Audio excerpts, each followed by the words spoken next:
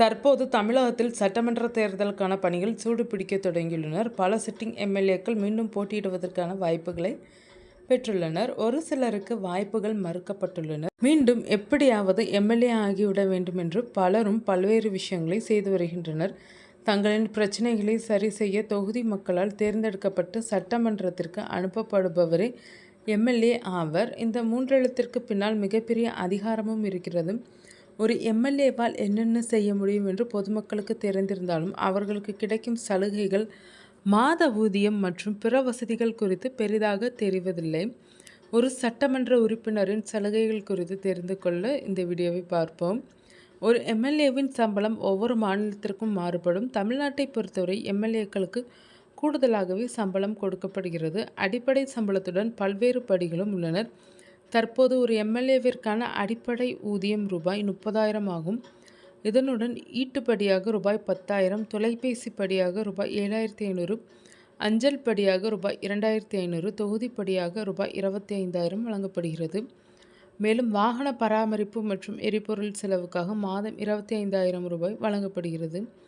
மொத்தமாக பார்த்தால் தமிழ்நாட்டில் உள்ள ஒரு எம்எல்ஏவுக்கு மாதம் 1,05,000 ரூபாய் சம்பளமாக கிடைக்கிறது. இதுபோக ஒவ்வொரு சட்டமன்ற கூட்டத்தொடர் நடைபெறும் போதும் அதில் கலந்து கொள்வதற்காக தினசரி படியும் வழங்கப்படுகிறது. எம்எல்ஏக்கள் மக்களை சந்திப்பதற்காக தொடர்ந்து பயணங்களை மேற்கொண்டிருப்பார்கள். இதற்காக அரசு சிறப்பு சலுகைகளையும் வழங்குகிறது. அதன்படி ஒரு எம்எல்ஏ தமிழ்நாட்டில் உள்ள எந்த ஒரு அரசு பேருந்துகளிலும் இலவசமாக பயணம் செய்து கொள்ளலாம். இதற்காக அவர்களுக்கு சிறப்பு அடையாள அட்டை வழங்கப்படும். அதேபோல் ரயில்களிலும் 2 டயர் ஏசியில் இலவசமாக பயணம் செய்து கொள்ள முடியும். இதற்கான கட்டணத்தை மாநில அரசே ஏற்கும். அதேபோல் எம்எல்ஏக்களின் வாகனங்களுக்கு சுங்கச்சாவடி கட்டணங்களிலிருந்து விலக்கு அளிக்கப்படுகிறது. எம்எல்ஏக்களுக்கும் மற்றும் அவர்களது குடும்பத்தினருக்கும் உயர்தர மருத்துவ சிகிச்சைகள் முற்றிலும் இலவசமாக வழங்கப்படுகின்றனர்.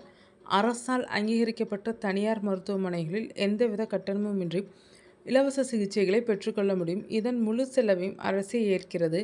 வெளியூர்களில் இருக்கும் எம்எல்ஏக்கள் சட்டமன்ற கூட்டத்தொடரின் போதோ அல்லது அரசு பணிகளுக்காகவோ சென்னைக்கு வரும்போது அவர்கள் தங்குவதற்கு எம்எல்ஏ விடுதிகளும் ஒதுக்கப்பட்டுள்ளனர். அங்கு அவர்களுக்கு தேவையான அனைத்து வசதிகளும் ஏற்பாடு செய்யப்பட்டுள்ளனர். ஒவ்வொரு எம்எல்ஏவுக்கும் தனிப்பட்ட அதிகாரங்களை தாண்டி தொகுதி மேம்பாட்டு நிதியும் வழங்கப்படுகிறது.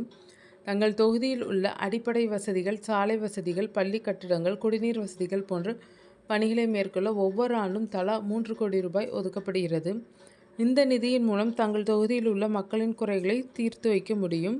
ஒருவர் ஒருமுறை எம்எல்ஏவாக தேர்ந்தெடுக்கப்பட்டாலோ அவருக்கு வாழ்நாள் முழுவதும் மாதாந்திர ஓய்வூதியம் அரசால் வழங்கப்படும். ஒரு முன்னாள் சட்டமன்ற உறுப்பினருக்கு ஒவ்வொரு மாதமும் ரூபாய் 25,000 ஓய்வூதியமாக வழங்கப்பட்டு வருகிறது.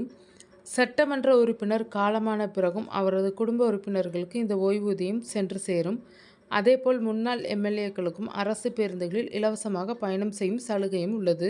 சட்டமன்ற உறுப்பினர் பதவி என்பது வெறுமென அதிகாரம் மற்றும் சலுகைகளை அனுபவிப்பதற்கானது மட்டுமல்ல, அது மாபெரும் பொறுப்பாகும். ஒரு எம்எல்ஏ தனது சொந்த செலவுகளை பற்றியோ குடும்ப பொருளாதாரத்தை பற்றியோ கவலைப்படாமல் முழு நேரமாக மக்கள் சேவையில் ஈடுபட வேண்டும் என்ற உயரிய நோக்கத்திற்காகவே இத்தனை சலுகைகளும் படிகளும் வசதிகளும் அரசால் செய்து தரப்படுகின்றனர். பொதுமக்களின் வரிப்பணத்தில் இருந்து வழங்கப்படும் இந்த சலுகைகளை பெறும் ஒவ்வொரு மக்கள் பிரதிநிதியும் அதற்கு உண்மையாக இருந்து தங்களை தேர்ந்தெடுத்த மக்களின் வாழ்க்கை தரத்தை மேம்படுத்த பாடுபட வேண்டும் என்பதே ஒட்டுமொத்த ஜனநாயகத்தின் எதிர்பார்ப்பாகும்.